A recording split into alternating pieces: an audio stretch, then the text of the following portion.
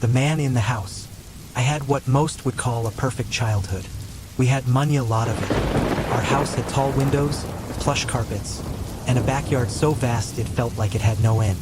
My father, Jonathan, was a quiet man who led prayers every morning and every night. He spoke with deep conviction. My mother was like poetry in motion, graceful, intuitive, and warm. She always seemed to know how I felt before I said a word. They were perfect in my eyes, but they hid something from me. There was a man who lived with us, or maybe lived isn't the right word. He existed on the edge of where the light stopped. You never saw him fully, just flickers and mirrors, shadows that didn't shift with the sun, or the smell of smoke in rooms where nothing had burned. And he terrified me. One afternoon, while cleaning the garage with my dad, I finally asked about him. My father stopped what he was doing, stood up straight, and calmly said, "That's your uncle. He means you no harm." But I knew he didn't have a brother. That night, he sat me down at the kitchen table and gave me a rule, as serious as brushing my teeth or saying grace. If you see him, shadows, mirrors, sounds that don't belong, ignore it. Don't ask questions. Just keep walking. When I asked why, he said, "Because that's what we do." And I saw fear in his eyes. After that, I noticed how my father changed when the sun went down. He became quiet, tense. Sometimes he'd sit alone in the basement for hours, like he was hiding. The first time I saw the man clearly, he was standing on the back porch. His face was blank, his skin gray under the porch light, his coat long and dark. My father rushed to the door before anyone else could, stepped outside, and whispered with him. The man would always hand him something, a note. My father would take it, then leave the house in a hurry without finishing dinner or saying goodbye. He'd make phone calls from the landline in the garage.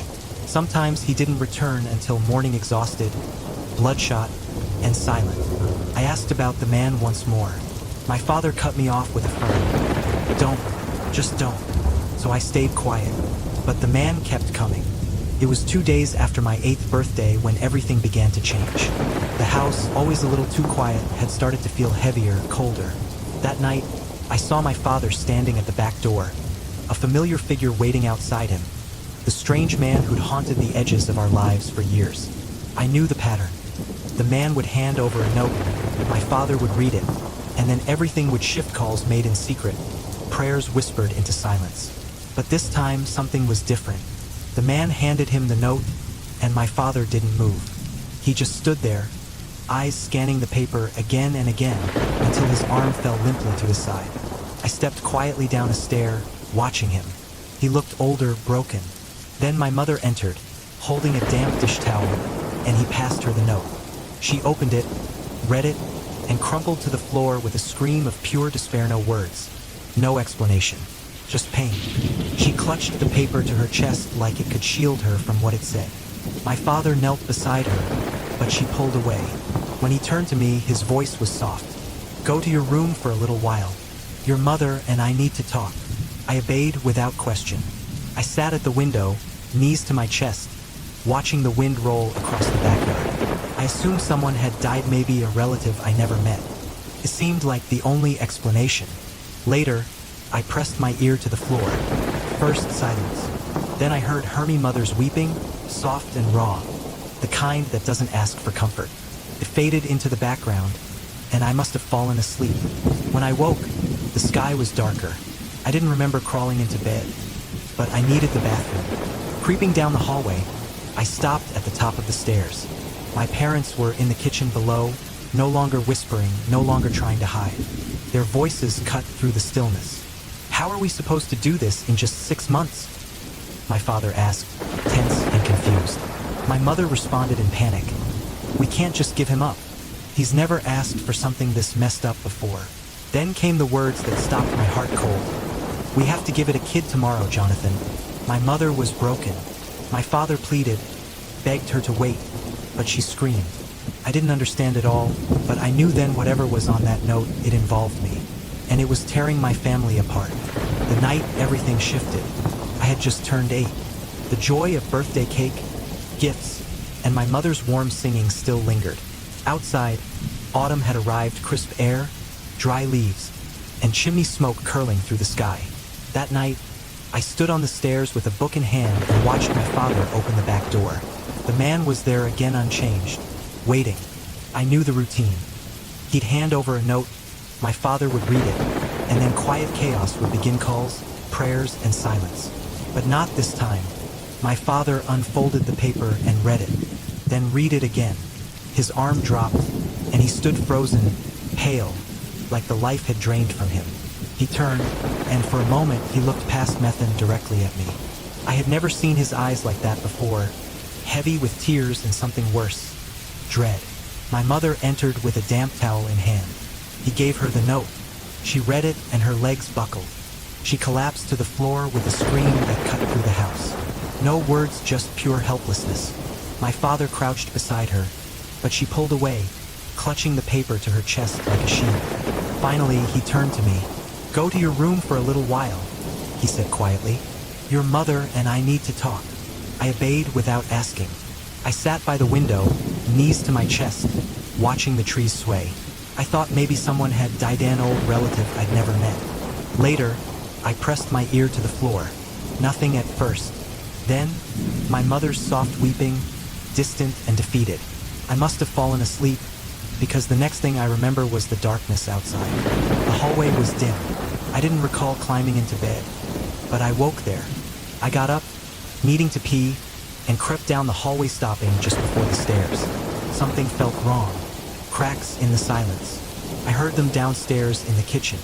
They weren't whispering anymore. My father's voice was sharp, strained. "How are we going to do this in just 6 months?" Something clattered glass or metal. My mother snapped back, frantic. "We can't just give him up. He's never asked for something this messed up before. How do we even begin?" "Curse your grandfather, Jonathan." Their words hit like stones, and I stood frozen at the top of the stairs, heart racing. I didn't understand what they meant. Who were they giving up? What was in 6 months? Who was he? But fear crept in. I thought of him. Something had shifted, and I felt it in my chest. I didn't know what that note said, but I knew it was about me. And whatever that man was, he had power over my family. The days that followed felt off. My parents no longer fought aloud, but something between them had broken. They spoke like strangers. Even when the sun was out, the house felt dim. And the manha started appearing more often. Not just in the shadows, but in my dreams. Sometimes he was a shape behind glass. Sometimes he stood outside my window, waiting.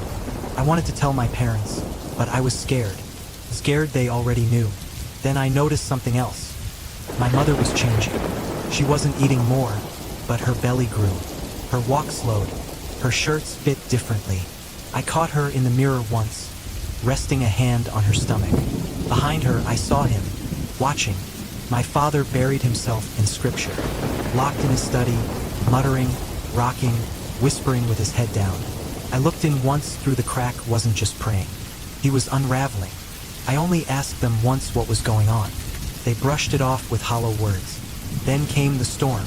The wind howled, trees scraped the windows, and thunder rolled endlessly. I woke to my mother's scream, raw, desperate. Not fear, not anger, something worse, something breaking. The breaking point. I climbed out of bed, frozen between fear and instinct. From downstairs, my mother's voice echoed, shattered, desperate. "We have to give it a kid tomorrow, Jonathan." My father's voice followed, pleading. "We'll find another way. Just wait, please." "I'm done waiting," she screamed. "You know what will happen." Then a crash. I gripped the banister, hands shaking. And then the scream, sharp and terrible. My mother. I bolted down the stairs before I even knew what I was doing. The hallway lights were off, but a glow leaked from the bathroom. The air smelled sour like rust and something worse. Shadows spilled across the floor. She was on the ground. My mother, twisted at the hip, one leg bent beneath her. Blood had soaked her dress and spread beneath her shoulders. Her head rested against the tub, her eyes wide open, mouth half parted. A knife lay in her hand. Couldn't breathe. My father knelt beside her, his shirt stained red, face blotchy with grief or something else. In his arms, he held something small and pink, a misshapen bundle of limbs and tissue. He rocked it like a newborn, whispering to it over and over. I wanted to scream, I wanted to ask what happened, but no words came. I turned and ran, stumbling on the stairs, slamming into the wall. I locked myself in my room, crawled into the closet, curled up, and waited for morning. The funeral was quiet, not for lack of people, just lack of words. A small church outside town. The air smelled of lilies and varnish. The casket was closed. Everyone said she was warm, kind, devoted. The coroner's report said suicide. Blood loss. Her fingerprints were the only ones on the knife. Clean case, they said. I didn't speak, didn't cry. I just stared at the floor. My father delivered a hollow eulogy, empty words from a voice that had stopped believing. Afterward, we drove home in silence. As the trees blurred past the window, I finally asked, "Can we talk?"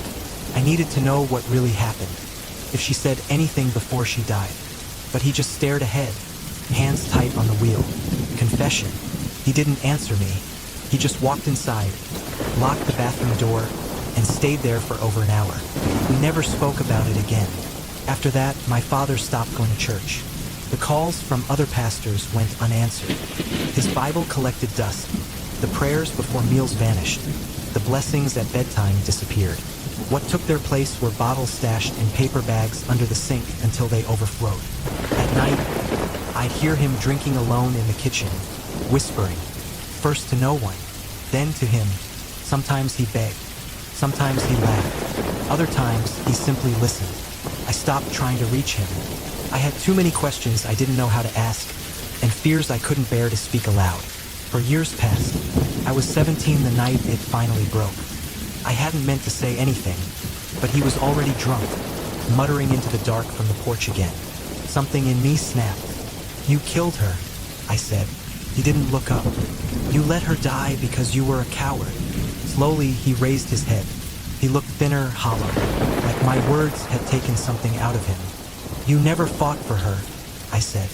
"You just let her bleed out like that was normal." He tried to respond, but nothing came out. Then he stood, knocking over the chair. "He wanted you," he shouted. "A child of ours. That's what the note said." His voice cracked. Tears welled. "He gave us 6 months. We didn't know what to do. We couldn't give you up. You were just a boy. We thought maybe if we gave him another 1 inch." He trailed off. "You tried?" I asked. He nodded, then shook his head. "The baby, it wasn't ready. And your mother, she couldn't bear to give you away. So he crumbled into the chair, burying his face in his hands. The sound he made wasn't like him, it was something breaking forever. I stood in the doorway, watching a man who once prayed beside my bed, now just a shell, smaller than I'd ever seen. He had given up long ago. He just hadn't died yet. The truth. Where did he come from? I asked, barely hearing my own voice. My father stared past me, eyes locked on something I couldn't see. Then, slowly, he nodded and began to speak.